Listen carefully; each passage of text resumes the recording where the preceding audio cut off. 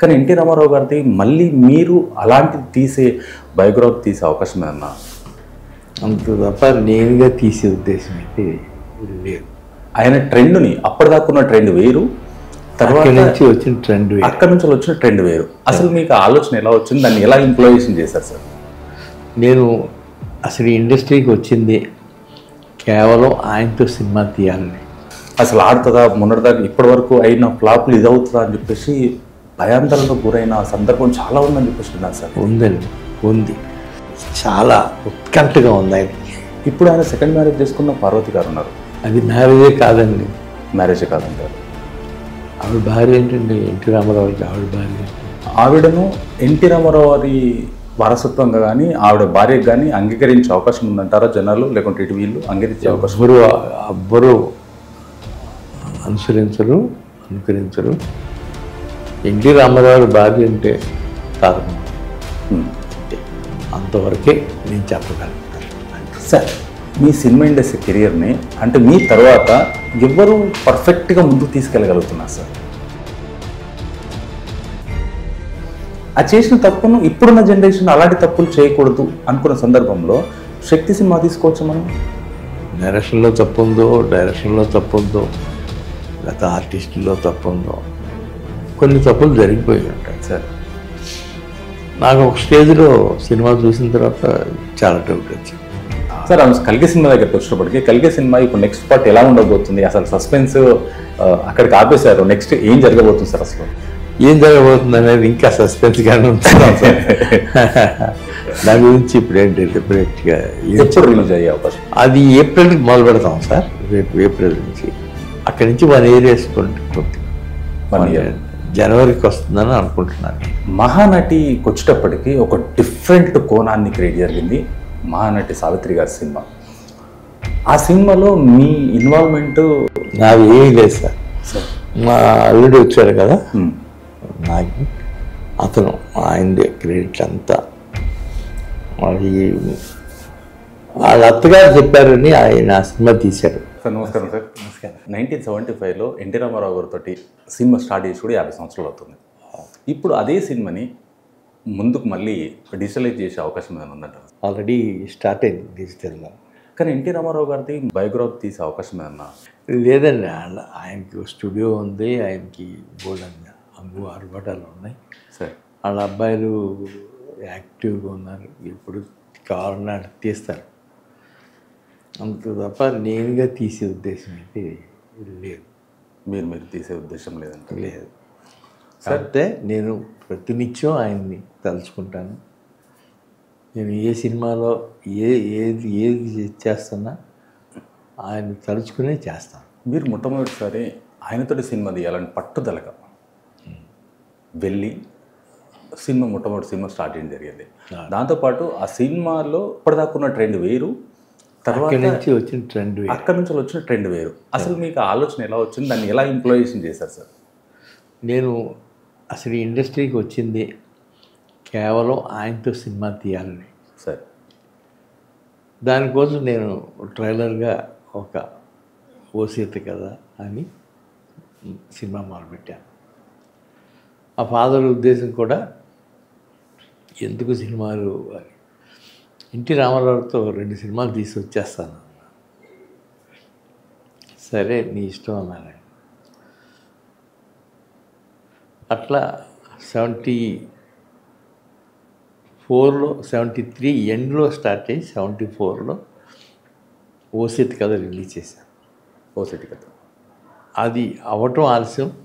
తీసుకుని ఎన్టీఆర్ గారి దగ్గరికి వెళ్ళి నేను ఫలానా అండి, అయ్యో ఇంత పసివాడు ఏంటి అసలు ఈ సినిమా సీరియస్ కదా, పద చూద్దాం అన్నాను. వచ్చారు, చూశారు, చాలా బాగా తీసేవారు. ఏమంటే మీతో సినిమా తీయాలి, అది మాత్రం నేను ఒప్పుకోనయ్యా. నేను ఇప్పటి వరకు చాలా ఆనందించాను, నువ్వు అంతవరకే ఉండాలి తప్ప నువ్వు ఈ సినిమాలోకి వచ్చి పాడైపోవటం నాకు ఇష్టం లేదు. పైగా నా మార్కెట్ కూడా బాగాలేదు ఇప్పుడు, అవన్నీ వద్దండి, నాకు అన్నీ తెలుసు, నేను తీయాల్సిందే అని పట్టుబట్టాను. అలా ఒక వారం రోజులు 10 రోజులు తిరిగిన తర్వాత ఓకే అయింది. ఆ తర్వాత బ్యానర్లు కూడా ఆయనే పెట్టారు, వైజయంతి మూవీస్. అలా స్టార్ట్ అయింది. ఆ మహానుభావుడితో చేసిన 2 సినిమాలైనా ఎదురులేని మనిషి, యుగ పురుషుడు, నేను అనుకున్న ఎంతో సాధించాను. సార్ ఎదురులేని మనిషిలో ఆయనను అప్పటిదాకా ఒకలాగా ప్రజలు దేవుడిలాగా మొక్కేవాళ్ళు. అప్పటికి ఆ ఏజ్కి వచ్చినాక కూడా యంగ్స్టర్ అంటే అప్పుడు బెల్ పాయింట్లు కానీ పెద్ద కాలర్స్ కానీ అవన్నీ అసలు థాట్ ఎలా వచ్చింది సార్ అసలు? అంటే నేను నా కాస్ట్యూమర్ ఉండేవాడు సార్ బజార్లో, యాక్స్ అని. అతనితో చెప్పి డిస్కస్ చేసి తీసుకొచ్చాను రామారావు గారితో సినిమా చేయాలి. నాకు అంత అదృష్టం అండి, అది ఇది అని వచ్చాడు పాపం. ఆయన నచ్చాడు, ఆయనకి చేయనివ్వండి అన్నాడు. అలాగే అతను తీసుకెళ్ళి అతనితో సింగపూర్లో అక్కడ డ్రెస్సులు కొని తీసుకొచ్చి చేయించి వేసాం. అక్కడి నుంచి బాడీ హవా నడిచింది. కాస్ట్యూమ్ డిజైనర్ది. సార్ ఇప్పుడు ఆయన ఎన్టీ రామారావు గారు తొందరగా ఏది ఒప్పుకోవడం కష్టం అని చెప్పేసి ఇలాంటి పెద్దలు చెప్తుంటారు. కానీ అప్పుడు చేస్తున్న క్యారెక్టర్స్కి తర్వాత ఇలాంటి మోడర్న్ చేంజ్ చేయడానికి జనాలు రిసీవ్ చేసుకుంటారా లేదా అని చెప్పేసి అభ్యంతరం చెప్పడం కానీ అలాంటిది ఏమైనా జరిగిందా సార్? అభ్యంతరం ఏమీ చెప్పలేదండి. ఆయన ఫస్ట్ నా సినిమా చేయడానికి ఒప్పుకున్నప్పుడే, కుర్రాడు ఇతనితో నడుద్దాం మనం, అతను అన్నీ అతను అనుకున్నట్టే ఏం చేస్తాడో చూద్దాం అని అలాగే చేశారు ఆయన. అలాగే డాన్స్ మాస్టర్ సీనుని పెట్టాను నేను. సీనుని పెడితే ఇంట్లో డాన్సులు మామూలు కంటే కూడా విచిత్రంగా ఉంటాయా అన్నారు. చూడండి సార్ మీరు అన్న. 6 పాటలు చిత్రీకరించాం. అసలు ఆయనకి మతిపోయింది. ఆయనకి మొట్టమొదటి సాంగ్ గ్రూప్ సాంగ్లోనే ఆయన తను ఓడిపోయాను, నేనుగా అసలు డ్యాన్స్ చేయటం ఏంటి అనుకున్నాను, నాకే ఇంత ఈజీ అనిపిస్తుంది ఇప్పుడు అని ఆయన అక్కడి నుంచి ఆయన చేయని డాన్స్కే ఉన్నాయి. అన్ని పాటలు అన్ని డాన్సులు చేశారు కదా ఆయన. సార్ ఆ సినిమా మొత్తంలో ఆయనతో పెద్ద ఆయనతో మీ జర్నీ ఎలా ఉండేది సార్? ఎలా సాగేది? చాలా డిసిప్లిన్గా ఉండేది సార్. ఆయన షూటింగ్ అంటే 7:00కల్లా వచ్చేసేవారని. వచ్చి అవి మాట్లాడి సరదా కౌరులు చెప్పుకుంటూ అది ఇది ఈ పూట ఏం సీను ఏంటి అని అడిగేవారు, చెప్పేవాడు. పాపయ్య గారని అందరి మీద చెప్పారు. ఆయనకి ఎక్కడ ఏ డౌటు రాలేదు సార్ అసలు సినిమా మొత్తంలో. అస్సలు డౌట్ అనేదే లేదు ఆయనకి. అంత బాగా ఆస్వాదించారు ఆయన సినిమా. సార్ స్టోరీ విషయంలో ఆయన ముందు ఇలాంటి మోడిఫికేషన్ సినిమాను మనం ముందు తీసుకెళ్తే జనాలు రిసీవ్ చేసుకుంటారా చేసుకోరా? ఎందుకంటే అప్పటిదాకా కొన్ని ఆయన ఒడిదుడుకుల్లో ఉన్నారు అప్పటికి. కానీ ఆ సినిమా చేసేటప్పటికి జనాలు ఎంతవరకు రిసీవ్ చేసుకుంటారు? ఎందుకంటే ముందు మనం చేసిన సినిమాలు వేరు, ఈ సినిమాలు వేరు. కానీ మీరు ఎలా ఒప్పించగలిగారు? నేను కథ చెప్పానండి, 15 నిమిషాలు కథ, 15 నిమిషాలే అంతే. చెప్తే ఇది బాగానే ఉంటుందా, సరిపోతుందా అన్నారు. సరిపోతుందండి, మీరు చూస్తారు కదా, సరిపోతుంది. అలాగే మొదలుపెట్టేద్దాం అన్నాను. అలాగే మొదలుపెట్టాం. వాణిశ్రీ నటించింది, జగ్గయ్య గారు బ్రదర్ వేషం, ఇలా అన్నీ చెప్పాం. ఆయన అన్నిటికీ అసలు నేను ఏదంటే అదే ఆయన. అప్పుడు ఫుల్గా నిర్మాతగా నేను ఏం చెప్తే అది చేసిన ఒక దర్శకుడు, మహానటుడు ఎన్టీ రామారావు సినిమా. నెక్స్ట్ సినిమాకి వచ్చేటప్పటికి యుగ పురుషులు, దాంట్లో రొమాంటిక్ సంబంధించిన సీన్లు చాలా అంటే ఆ డైలాగులు కానీ ఆ రొమాన్స్ అంటే ఇలా ఉంటుంది. అప్పటిదాకా వేసిన పౌరాణిక సినిమాలో ఆయన విధానం వేరు, దీంట్లోకి వచ్చేటప్పటికి వేరు. దాన్ని ఎలా ఒప్పించగలిగారు సార్? నేను చేస్తే బాగుంటుందా అని చెప్పేసి ఈ సినిమాకి వచ్చేటప్పటికి ఆయన అసలు ఏమీ లేదు. ఎదురులే మనిషి ఎప్పుడైతే అయిపోయిందో అప్పుడు ఇక అక్కడి నుంచి ఆయన మెంటల్గా ప్రిపేర్ అయిపోయారు. నా మీద కొత్త ట్రెండ్ వచ్చింది, ఇది దీన్ని అంతు చూడాల్సిందే అని అప్పటి నుంచి ట్రెండ్ మార్చేసుకున్నారు ఆయన. యుగపురుషుడు జరుగుతున్నప్పుడు కూడా చాలా హుషారుగా, నీకు తెలుసు అంతా, నీకే సర్వస్వం నువ్వే కదా అనేవారు. ఎదురులేని మనిషి 1975లో రిలీజ్ అయింది కదా. ఈ సినిమా జనాలు రిసీవ్ చేసుకుంటారా లేదా అని భయపడ్డ విషయము, ఆయన ఎలా అవుతుంది, అసలు ఆడుతుందా, మొన్నటిదాకా ఇప్పటి వరకు అయిన ఫ్లాప్లు ఇది అవుతుందా అని చెప్పేసి భయాందోళనకు గురైన సందర్భం చాలా ఉందని చెప్పేసి విన్నాను సార్. ఉందండి, ఉంది. నేను రిలీజ్కి ఆయన హైదరాబాద్ వెళ్తున్నారు. నీ ప్రోగ్రామ్ ఏంటి అన్నారు. నేను వస్తున్నానండి హైదరాబాద్ మీతో పాటు. వచ్చాం, వెళ్ళాం, ఇక్కడ దిగాం. ఆయన సినిమా ఇక్కడే చూశారు మద్రాసులోనే. చాలా ఉత్కంఠగా ఉంది ఆయనకి. ఇటు ఇంత రాడు 11 కోట్లు 12 కోట్లు 14 లక్షలు అనుకుంటాను ఆ సినిమా కాస్ట్. అప్పుడు 14 లక్షలు, 75లో 14 లక్షలు అంటే ఇప్పుడే ఇప్పుడు 50 కోట్లతో సమానం. అయితే సరే మొదలుపెట్టాం. నేను వచ్చాను, ఎక్కడ ఏ థియేటర్కి వెళ్తున్నాం అన్నారు. ఇక్కడేనండి మెయిన్ థియేటర్, వెంకటేశ్వర్కి వెళ్ళి చూసేస్తాను. వెళ్ళాను, చూశాను. ఆయనకి అప్పటికే రిపోర్ట్లు వచ్చేసినాయి సీరియట్ నుంచి, అక్కడి నుంచి, ఇక్కడి నుంచి. నేను ఇంటికి వెళ్ళేటప్పటికీ ఆయన ఆనందంగా లేచి వచ్చి, చాలా బ్రహ్మాండంగా తీసావయ్యా అని, పద భోజనం చేద్దామని భోజనం పెట్టించి అలా గడిపాం. నేను ఆయనకి ఇచ్చిన రెమ్యునరేషను 2 lakhs. 2 లక్షలే. 2 లక్షలు. నేను 175 ఇచ్చాను ఒకప్పుడు డబ్బింగు. ఇంకా సరే ఆఖరిలో ఎందుకు మనం అడగటం, ఆయనే చెప్తారులే అని 50,000 తీసుకెళ్ళాను. తీసుకెళ్తే ఏంటయ్యా పెద్ద పొట్లని తెచ్చావేంటి అని అప్పుడు తీసి 50 25 నాకు 25 2 లక్షలే నా రెమ్యునరేషన్ అని నాకు 25 లక్షలు వెనక్కి ఇచ్చేశారు. మహానుభావుడు.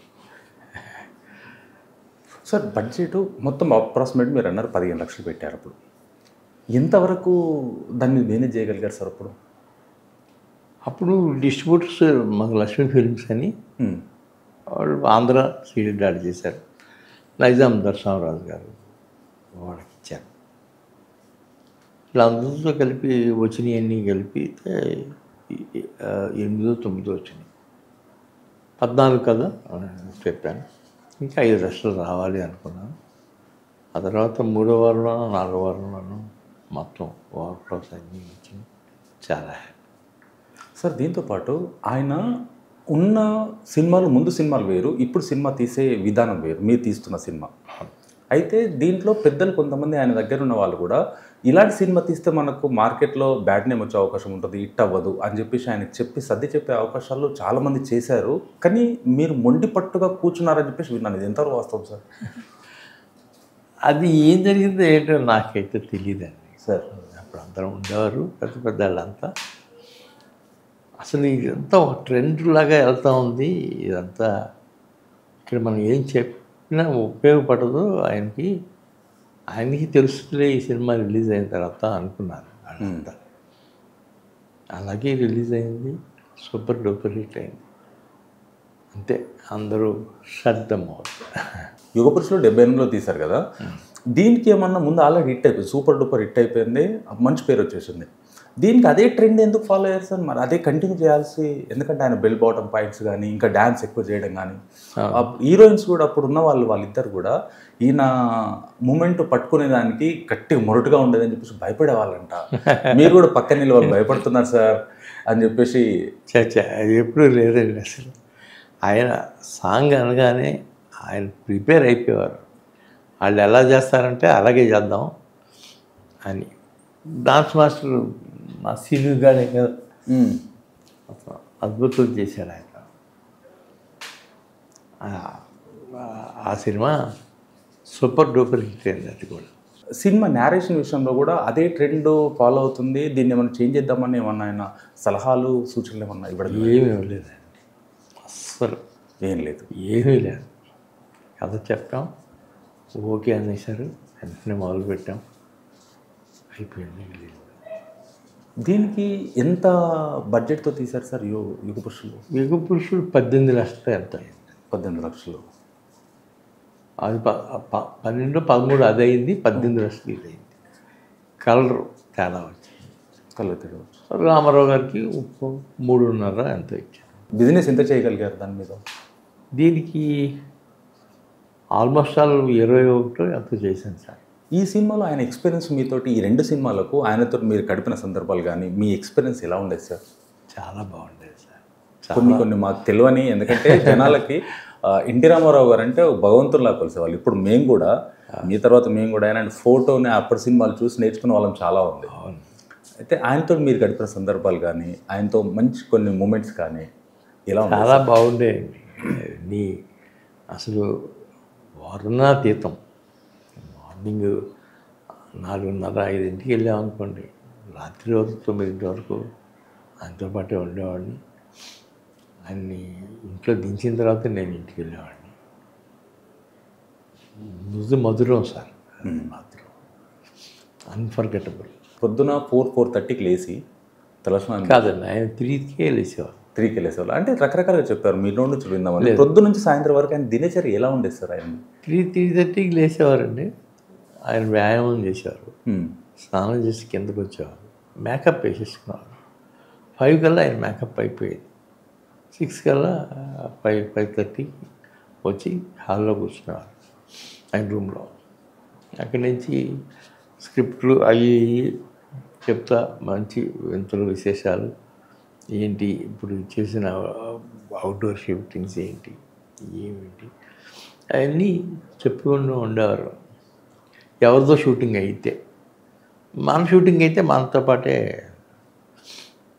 ఆయనతో పాటు ఎవరైనా మాట్లాడటానికి వస్తే మేము బయటికి వెళ్ళేవాళ్ళం.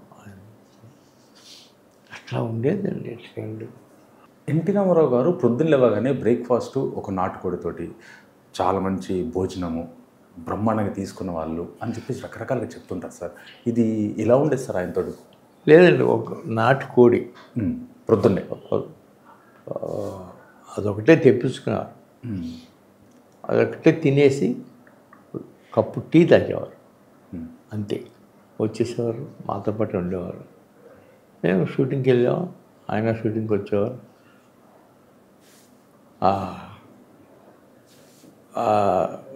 యాపిల్ జ్యూస్ తాగేవారు, అంతే. గోల్డ్ కాయిన్ యాపిల్ జ్యూస్ తాగేవారు, ఇంకంతే. మధ్యాహ్నం లంచ్ అంటే ఏమీ లేదు. లంచ్ అంటే ఒక రోటీ తినేవారు.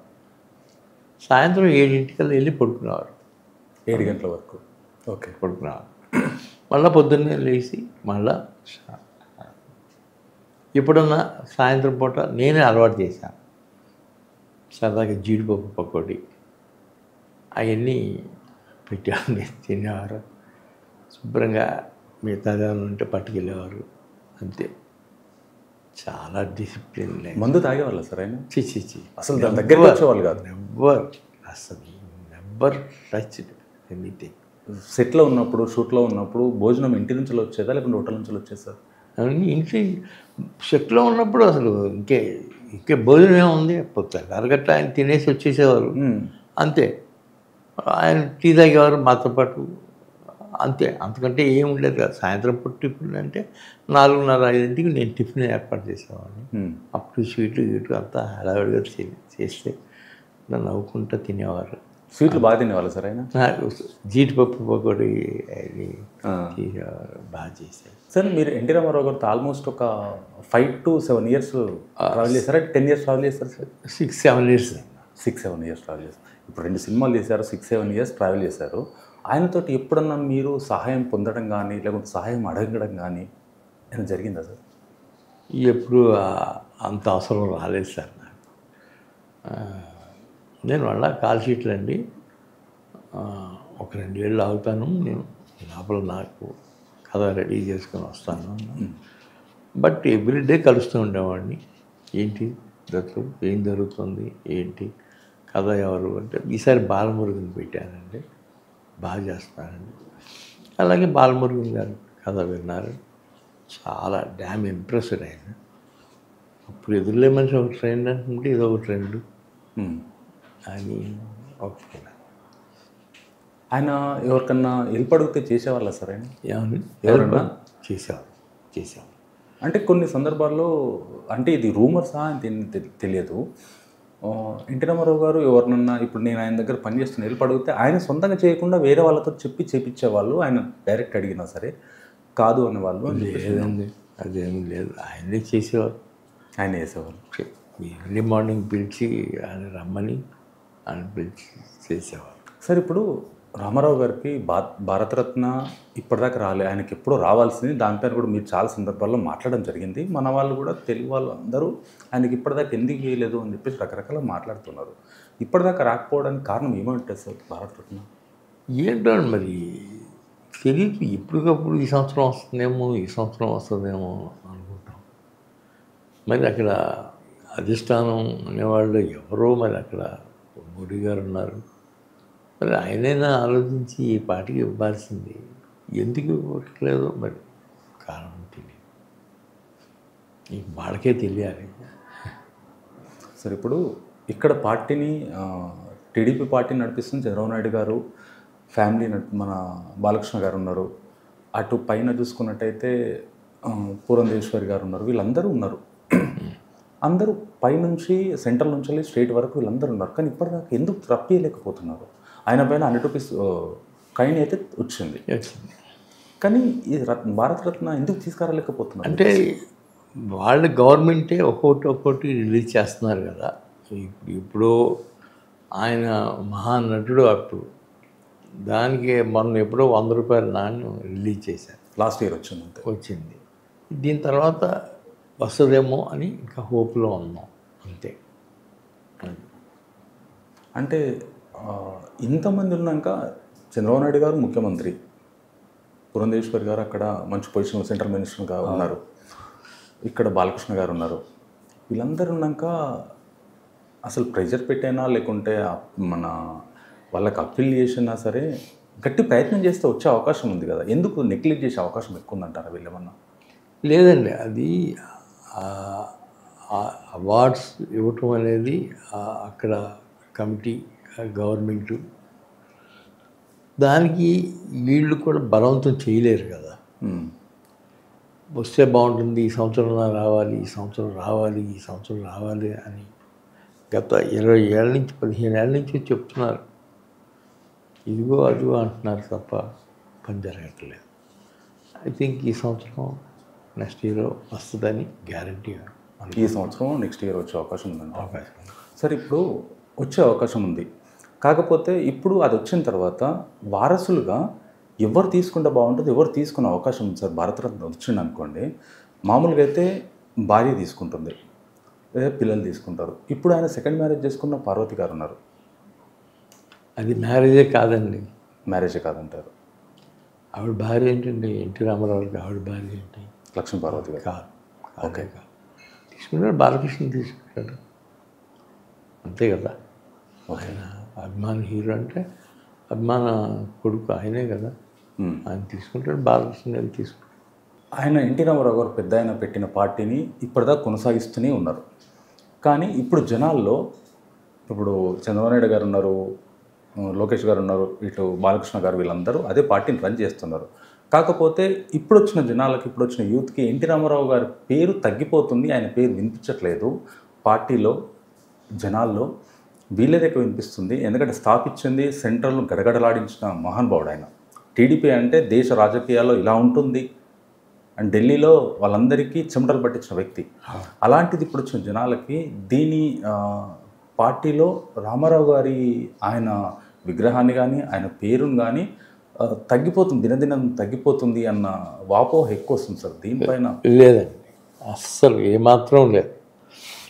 మీరు చూడండి, ఇప్పుడు ఏ ఫంక్షన్స్ జరుగుతున్నా తొలిగా ఆయన దగ్గరే పూజ చేసి ఆయనతోనే మొదలు పెడతారు తప్ప ఎన్టీఆర్ అంటే ఎన్టీఆర్ ఆ స్టూడియోలో కానీ ఈ పార్టీ ఆఫీస్లో కానీ ఎక్కడికక్కడ విగ్రహాలు అది మాత్రం ఏమీ మార్పు లేదు సార్. ఎన్టీఆర్ రామారావు గారు అంటే ఆయనే ఉన్నారు, ఆయనే. ఎందుకంటే ఆయన పేరుని మోస్తుంది మన తారక రామారావు గారు, జూనియర్ తారక రామారావు గారు. ఆయన పెట్టిన పేరు ఇది. చాలా సందర్భాల్లో మీరు కానీ మనకు వాళ్ళ ముందు కానీ చెప్పిన సందర్భం ఉంది. జూనియర్ ఎన్టీఆర్ పేరు దగ్గరికి తీసుకొని ఇలా కాదు చేంజ్ అని చెప్పేసి పెట్టింది రామారావు గారే. నా పేరు నా వారసత్వం మొయ్యని అని చెప్పేసి. ఇప్పుడు జూనియర్ ఎన్టీఆర్ గారు కూడా ఇన్ని సినిమాలు చేశారు. మీరు కూడా ఆల్రెడీ 2 సినిమాలు 3 సినిమాలు చేయడం జరిగింది. 3 సినిమాలు చేయడం జరిగింది.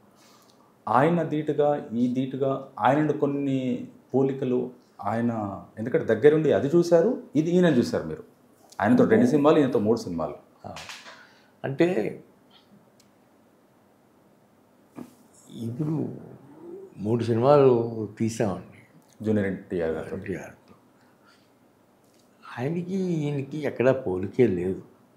ఆయన మనవడు కొద్దిగా పోలికలు అయ్యే ఉండుంటాయి, పేరు అది పెట్టుకున్నారు తప్ప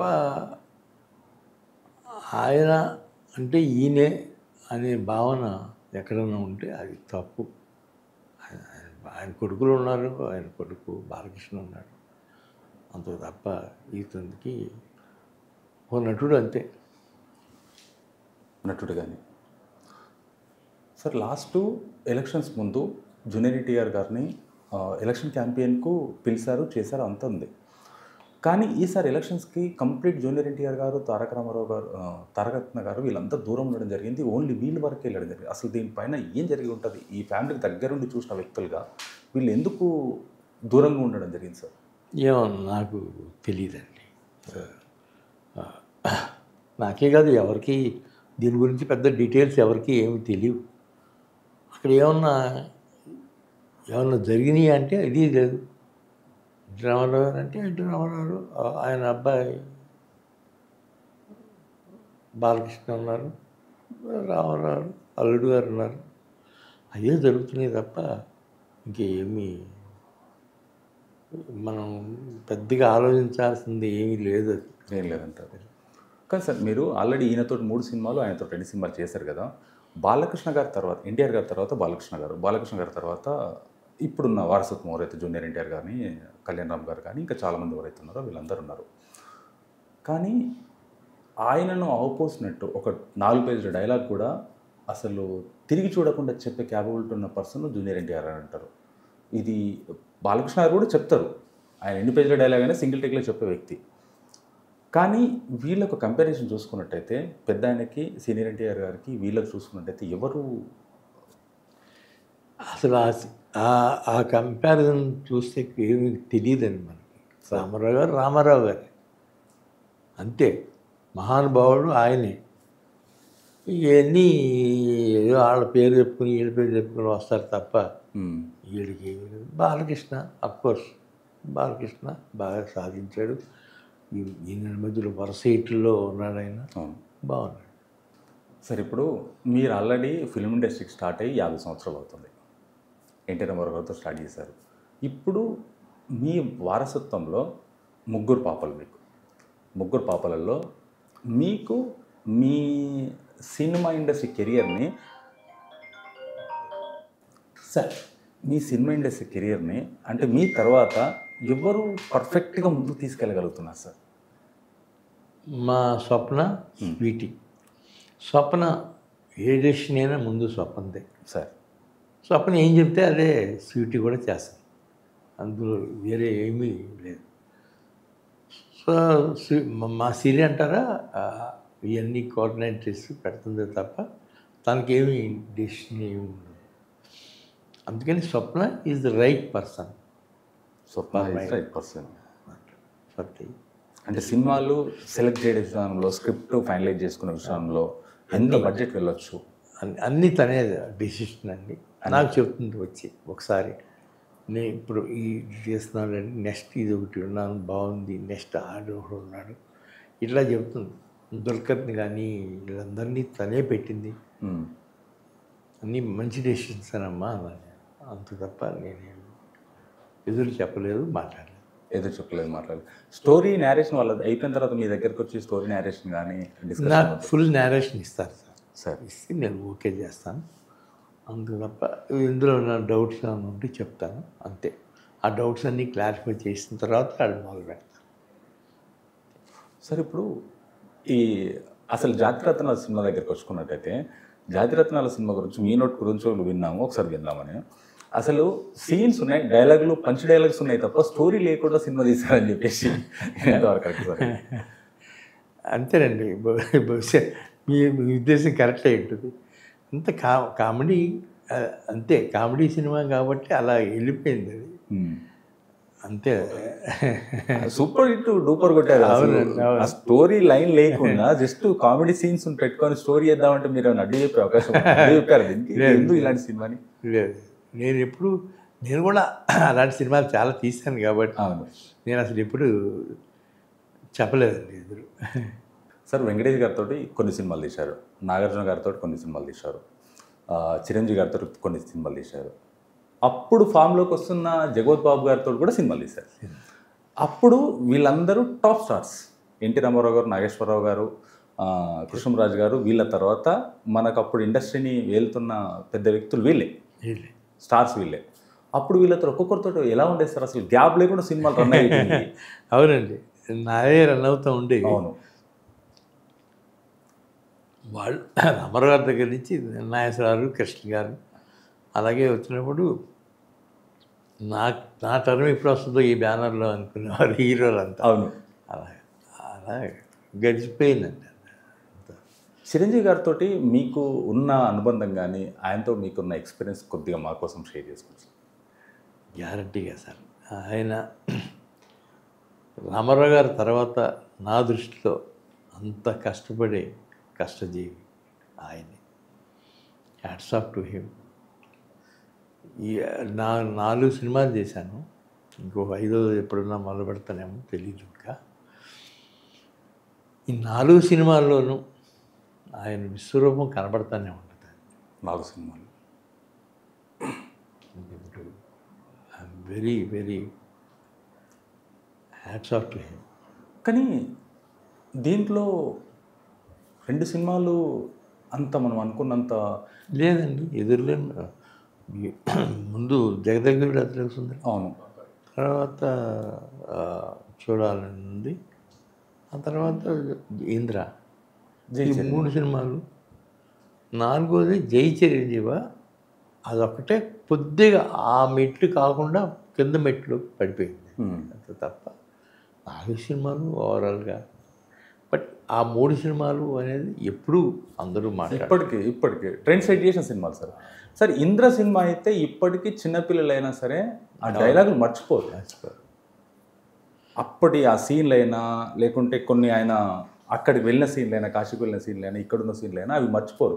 వాటిని మీరు డైరెక్టర్ గారితో కూర్చొని ప్రతిదీ చేంజ్ చేసేవాళ్ళ లేకుంటే ఎలా ఉండేది సార్ ఆయనతో? లేదు, డైరెక్టర్తో పాటు నేను కూర్చునేవాడిని అప్పుడప్పుడు గోపాల్తో పాటు. బట్ కథ చెప్పినప్పుడే చిరంజీవి గారికి ఓకే అయినప్పుడే, ఆ తర్వాత నుంచి ఇంకా చిరంజీవి గారు ఉండేవారుగా సెట్లో. చిరంజీవి గారు ప్రతిరోజు సెట్లో ఉండేవాడు, ప్రతిదీ ఇన్వాల్వ్ అయ్యేవారైనా ఆయన చూసుకునేవారు తప్ప మాకు ఏమాత్రం ఏమి డౌట్ రాలా. చిరంజీవి గారికి నాకు ఒకే ఒక డౌట్ వచ్చింది, జై చిరంజీవి మీద ముందే డౌట్ వచ్చింది. బట్ ఏదో దాటిపోయాము అంతే, అంతవరకే.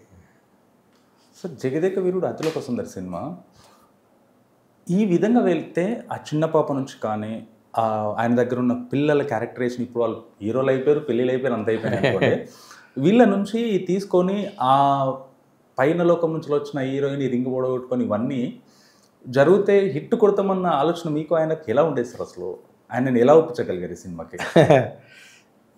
లేదండి, ఆయన ఒప్పుకున్నప్పుడు ఈ ఖచ్చితంగా గన్ షాట్ హిట్ అవుతుంది, దీని మీద వెళ్ళిపోదాం అంటావా అన్నారు. అవునండి, దీని మీద వెళ్దాం అంటే సరే మనం డిస్కషన్ మొదలు పెడదాం అన్నారు. దాదాపు 2 months మద్రాసులో నా అపార్ట్మెంట్లో డిస్కస్ చేసాం సార్. 2 months. 2 months ప్రతిరోజు ఆయన వచ్చారు చిరంజీవి గారు.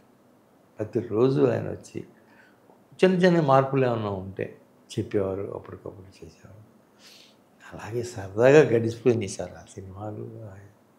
సార్ పాటల విషయంలో ఇప్పటికీ జగదేక వీరుడు అతిలోక సుందరి పాటలు ఇప్పటికి విన్నా అది ఇప్పుడు కొంతమంది కొన్ని సందర్భాల్లో మనం ఇప్పటికి వింటుంటాం.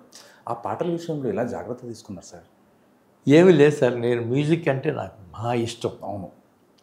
మొదటి నుంచి మామతో కూర్చున్న దగ్గర నుంచి అలా మామతో అలవాటు అయిపోయి తర్వాత చక్రవర్తి, ఆ తర్వాత ఇళయరాజా గారు ఎంటర్ అయ్యారు. మాకు అందరూ గొప్ప మ్యూజిక్ డైరెక్టరే కదా. ఎక్కడ నేను ఎప్పుడూ వెనకాడుగు వేయలేదు, తప్పుడడుగు వేయలేదు. మ్యూజిక్ అంటే మ్యూజిక్ మాదే, మ్యూజిక్ అనే లెవెల్లోనే ఉండేది. కొద్దిగా నేను అన్హ్యాపీ మా కల్కిలో రీ రికార్డింగ్ బ్రహ్మాండంగా చేశారు ఆయన. ఒక మ్యూజిక్ మాత్రం కొద్దిగా తప్పింది. ఈసారి చాలా జాగ్రత్త తీసుకుంటాం. సెకండ్ పార్ట్లో కంపల్సరీ జాగ్రత్త.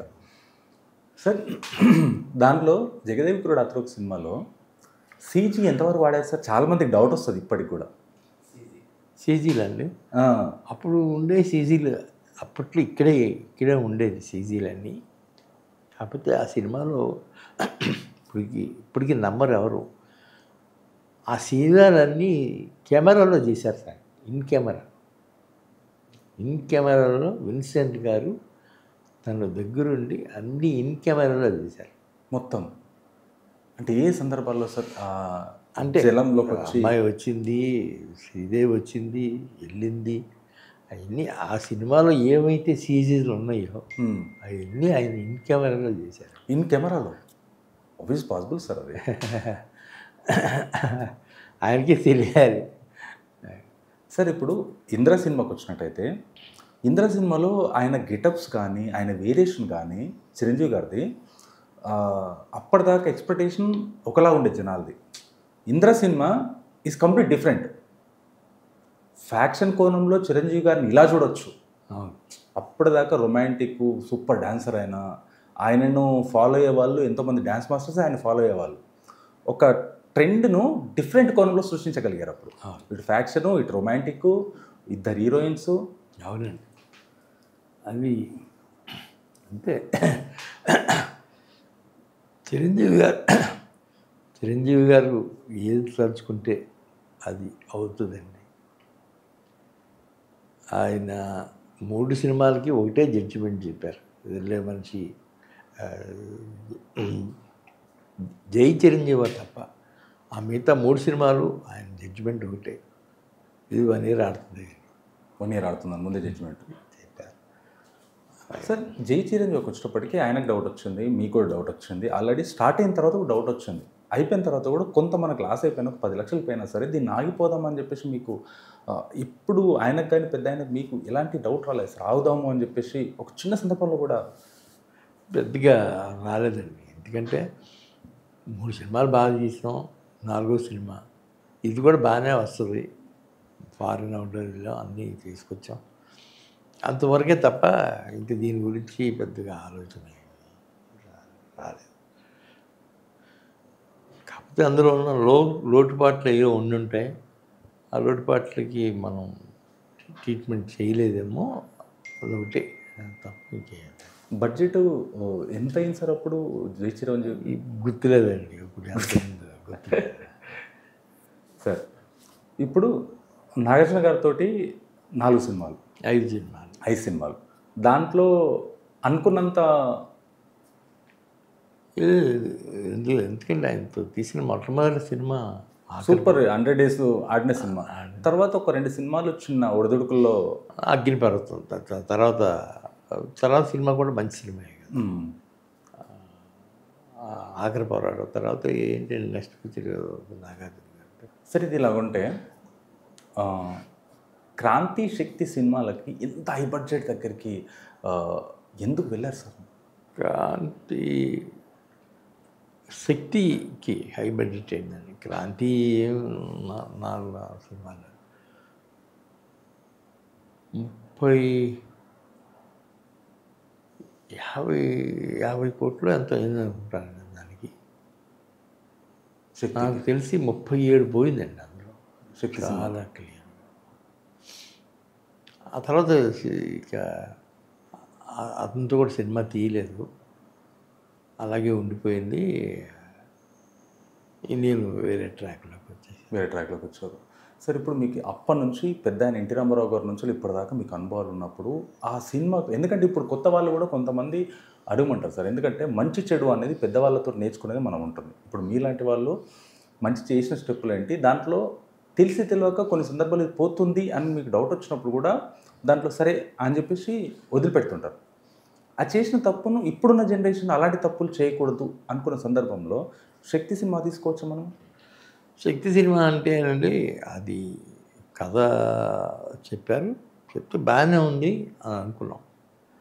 దాన్ని మరి ఎక్కడ నరేషన్లో తప్పు ఉందో, డైరెక్షన్లో తప్పు ఉందో, లేకపోతే ఆర్టిస్టులో తప్పు ఉందో, కొన్ని తప్పులు జరిగిపోయి ఉంటాయి సార్. నాకు ఒక స్టేజ్లో సినిమా చూసిన తర్వాత చాలా డౌట్ వచ్చింది. అందుకనే దాన్ని ఎక్కడ అమ్మకుండా నేనే రిలీజ్ చేసి ఎంత వస్తే అంత ఏం చూద్దామని చూశాను. 37 లక్షలు ఎంతో 37 కోట్లు అంతే. దాంతో 50 పెట్టినప్పుడు 37 లక్షలు పోతుంది, 50 కోట్లు పెడితే 37 కోట్లు పడుతుందని అనుకున్నప్పుడు కొంతమంది మన బడ్జెట్ మనకి వెళ్ళాలి, ఇప్పుడున్న ప్రొడ్యూసర్స్ కానీ చాలామంది మన బడ్జెట్ మనకి వెళ్ళాలని డిస్ట్రిబ్యూటర్కు ఎగ్జిబ్యూటర్లకు వీళ్ళకి ఇచ్చేసి బడ్జెట్ తీసేసుకొని సేఫ్ సైడ్లోకి వెళ్ళిపోతారు. మీరే రిస్క్ ఎందుకు తీసుకున్నారు సార్? అంటే నేను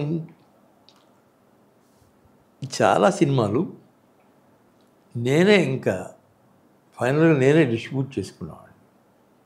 ఎవరికైనా లాస్ వద్దు, ప్రాఫిట్ ఏమన్నా వస్తే 10%, 12%, 15% ఇవ్వాలి అనుకునేవాడిని, ఇచ్చేవాడిని. అందుకు తప్ప ఈ సినిమా కూడా దాని ఫలితం అనుభవించాను అంతే. సరే, మీరు అప్పటి నుంచి ఇప్పటి వరకు 50 సంవత్సరాల నుంచి ఎన్నో సినిమాలు చూశారు, చేశారు. ఇది హిట్ అవుతుంది, స్టోరీ నేరేషన్ అవ్వగానే ఇది హిట్ అవుతుంది, ఇది అయ్యే అవకాశం లేదు, డిజాస్టర్ అయ్యే అవకాశం ఉందని ఏ సినిమాలకు ముందే మీకు ఎక్స్పెక్టేషన్ వచ్చేది సార్? ఏమీ లేదు సార్, అదొకటే సినిమా శక్తి, అదొకటి కొద్దిగా అవుట్ ఆఫ్ ద ట్రాక్లోకి వెళ్ళింది. ఇది 37 లక్షలు 37 కోట్లు పోయింది కాబట్టి అసలు మనం కొంతకాలం సినిమా ఆపేయాలి అని అనుకుని ఆపేశాను. ఒక 1.5 year 1 year తర్వాత మా పాప వచ్చింది. తను వచ్చి సినిమాలు తీద్దాంలేండి, మీరు బ్యానర్ పెట్టారు కదా, నేను ఆ బ్యానర్లను కంటిన్యూ చేస్తాను అంతే. అలా తీసాం. తీయబట్టే కదా మరి ఇవన్నీ ఇవాళ ట్రెండ్ సృష్టించిన కల్కి సినిమా. సార్, కల్కి సినిమా దగ్గరికి వచ్చినప్పటికీ కల్కి సినిమా ఇప్పుడు నెక్స్ట్ పార్ట్ ఎలా ఉండబోతుంది, అసలు సస్పెన్స్ అక్కడికి ఆపేశారు, నెక్స్ట్ ఏం జరగబోతుంది సార్? అసలు ఏం జరగబోతుంది అనేది ఇంకా సస్పెన్స్గానే ఉంటున్నాం సార్. దాని గురించి ఇప్పుడు ఏంటి డెఫినెట్గా ఎప్పుడు రిలీజ్ అయ్యే అవకాశం సార్? అది ఏప్రిల్కి మొదలు పెడతాం సార్, రేపు ఏప్రిల్ నుంచి. అక్కడి నుంచి 1 year వేసుకోండి, కొద్దిగా 1 year జనవరికి వస్తుందని అనుకుంటున్నాను నేను. సార్, మీ బ్యానర్లో చాలా హిట్స్ ఉన్నాయి, కాకపోతే మహానటికి వచ్చేటప్పటికి ఒక డిఫరెంట్ కోణాన్ని క్రియేట్ జరిగింది మహానటి సావిత్రి గారి సినిమా. ఆ సినిమాలో మీ ఇన్వాల్వ్మెంట్ నాది ఏమీ లేదు సార్. మా అల్లుడు వచ్చాడు కదా నాకు, అతను ఆయనదే క్రెడిట్ అంతా. వాళ్ళ అత్తగారు చెప్పారని ఆయన ఆ సినిమా తీశాడు. అది గమ్మత్ హైలైట్ అది సార్. వాళ్ళ అత్తగారు డాక్టర్ గారి ఇంటికి భోజనానికి వెళ్ళింది ఒకరోజు. వెళ్తే ఆవిడ అందరికీ పుస్తకాలు ఏదో ఇస్తూ ఉంటే, సావిత్రి గారి బయోగ్రఫీ ఉందా, తీసుకెళ్తావు నువ్వు అని అంటే తీసుకొచ్చింది. అది చదివి మా ఆవిడ, నాకు ఎప్పుడన్నా ఇది ఒక్కసారి సినిమా తీస్తే ఇదే తీయాలి, నువ్వు తీస్తేనే బాగుంటుంది అని. తనకి ఇచ్చిన మాట కోసం తను తీశారు sir. Hats off to him. అది ఎంటైర్ క్రెడిట్ అంతా అతనిదేనండి, నాగేశ్వర గారి. నాగేశ్వర. ఈవెన్ కల్కి కూడా అంతే. కల్కి ఇప్పుడు అది డిఫరెంట్ కోణం సార్ కల్కి. ఎందుకంటే కల్కిని కొత్తగా సృష్టించడం వేరు, ఉన్న వాళ్ళని ఆల్రెడీ ఆవిడ లెజెండ్. అవును. ఆవిడని ఎలా ప్రజెంట్ చేస్తే స్క్రీన్ ముందట బాగుంటుందనే థాట్ని, ఆ మోడలేషన్ అనేది అప్పటి ఆమె ఒక్కొక్క సీన్ అద్దం మీద ముందు కూర్చొని చెప్పే డైలాగ్ సీన్, ఒక కంట్లో నుంచి నీళ్ళు రావాలి, దానిపైన రీసెర్చ్ వెనకాలన్నది ఎలా రీసెర్చ్ చేయగలిగారు సార్? మీ సపోర్ట్ ఎంతవరకు ఉండేది? నా సపోర్ట్ అసలు ఏమీ లేదు. ఆ సినిమా తీస్తున్న మన బ్యానర్ల కోసం వస్తుంది. ఆ సినిమా ప్రజల్లోకి వెళ్ళాలి, మంచి సినిమా, మంచి కాన్సెప్ట్ తీస్తున్నారని నేను షూటింగ్ అంతా బాగానే అటెండ్ అయ్యాను. నేను చూశాను, తీస్తున్నాడు, బ్రహ్మాండంగా తీస్తున్నాడు, చాలా బాగా తీశాడు. సావిత్రి కానీ, మహానటి కానీ, కల్కి కానీ, hats off to him. Sir ఇప్పుడు అంటే మీకు అశ్విన్ గారు అల్లుడు అన్నప్పుడు కొడుకే అనుకోండి, ఆయన పైన మీ అభిప్రాయం ఎలాంటి సార్? ఎందుకంటే చాలామంది అంటుంటారు ఆయన వచ్చి ఎలా వెళ్తాడు, చెప్పులు కూడా మీరు మర్చిపోతారని చెప్పి. అవునండి, వస్తాడండి, ఇంటికి వస్తాడు, చెప్పులు ఇచ్చేసి లోపలికి వచ్చేస్తాడు. అంత చూసి వెళ్ళిపోతారంట. బయటికి వెళ్ళిన తర్వాత అక్కడ ఏ చెప్పులు ఉంటాయి వేసుకు వెళ్ళిపోతాడు. అదొక చాలా గొప్ప వ్యక్తి అండి అశ్విన్ గారు. ఎందుకంటే ఆయన చూడడానికి సింపుల్ సిటీగా ఉంటారు, అసలు ఆయన డైరెక్టరు అన్న థాట్ కూడా ఎవరు రాదు. నార్మల్గా షార్ట్ టీ షర్ట్ వేసుకొని వెళ్ళిపోతారు. ఆయన చాలా సందర్భాలు చూడడం జరిగింది. అంటే ఆయనను మీరు అల్లుడుగా నా లేకుంటే కొడుకుగా రిసీవ్ చేసుకోవడం జరిగింది? నేను అన్నీ చూస్తాను సార్, అల్లుడుగా చూస్తాను, కొడుకుగా చూస్తాను సార్. నా సొంత మనిషి. సార్ ఇప్పుడు కల్కి నెక్స్ట్ ఇయర్ స్టార్ట్ అవబోతుంది అన్నారు, అంటే ఒక 1 yearలో అయిపోయే అవకాశం ఉందంటారు? అది కూడా 2-3 years? 1 year కూడా పట్టదండి, 8 monthsలో అయిపోతుంది. 8 monthsలో అయిపోతుంది. ఎందుకంటే ఆల్రెడీ ప్రీవియస్ కొన్ని బ్యాంకింగ్ దాదాపు 4000 feet ఉంది. 4000 feet ఉంది, కొద్ది వరకు ఉంది, అది కంప్లీట్ అయిపోతుంది. సార్ మీతోటి ఈరోజు మీకు మాకు కేటాయించిన ఈ టైంని చాలా వాల్యుబుల్ సార్. ఎందుకంటే పెద్ద ఆయన గురించి, వీటన్నిటి గురించి మాకు తెలియని విషయాలు, వీళ్ళన్నీ కూడా తెలియని విషయాలు చాలా చెప్పారు సార్. చాలా thank you sir. Thank you.